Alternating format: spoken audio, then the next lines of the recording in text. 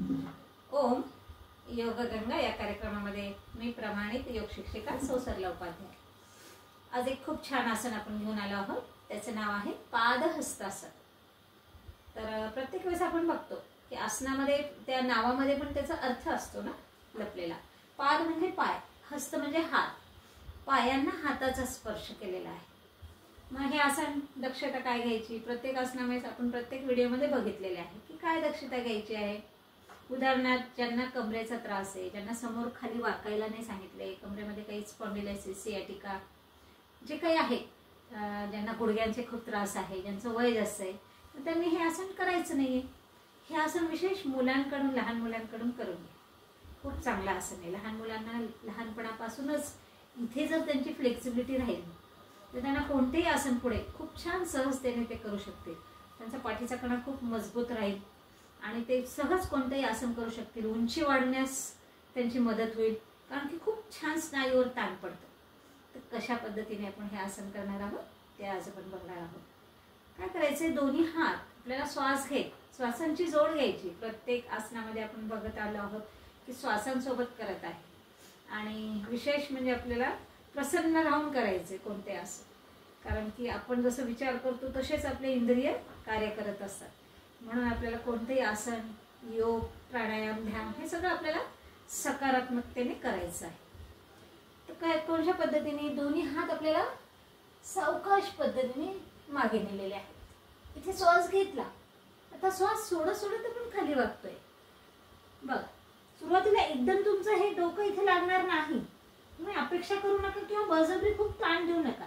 अशी प्रॅक्टिस करा, काही दिवस सुरुवातीला अशी प्रॅक्टिस करा, इथे स्थिर राहा।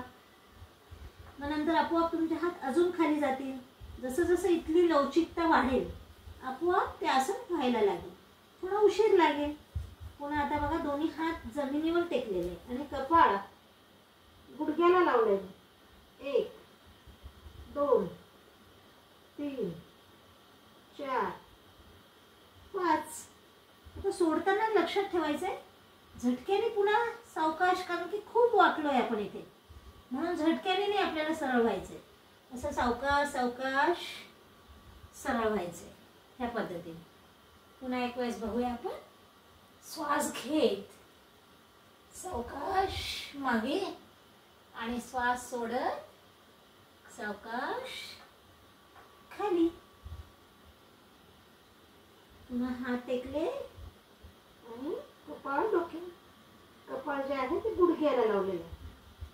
काही सेकंद स्थिर राहिलेला आहे। पुन्हा सोडताना अतिशय हळूहळू, झटक्याने नाही, कारण की खूप जास्त वाकल्या जातं हा भाग, म्हणून तिथे आपल्याला झटक्याने ते करायचं नाही, सावकाश सोडायचं आहे। पुन्हा सावकाश सावकाश मागे आणि हात बाजूने खाली। लहान मुलांकडून नक्की करून घ्या आणि आपण जर पूर्ण स्वस्थ आहात तर नक्कीच करा, खूप फायदा आहे। अतिशय इथले स्नायू मजबूत, पुन्हा जेव्हा आपण वाकतो तेव्हा पोटावरही खूप चांगला ताण पडतो, म्हणजे पोट कमी करण्यास, पुन्हा इथे पण खूप चांगलं, इथे जे आहे हे पूर्ण स्नायू हे ताणले जातात। तर इथे पण खूप चांगलं, पायावरही त्याचा खूप चांगला परिणाम येतो। असं एकंदरीत हे आसन खूप छान आहे। नक्कीच आवडलं असेल तर लाईक करा, शेअर करा, सबस्क्राईब करा आणि योग करत राहा आणि निरोगी राहा। ओम, धन्यवाद।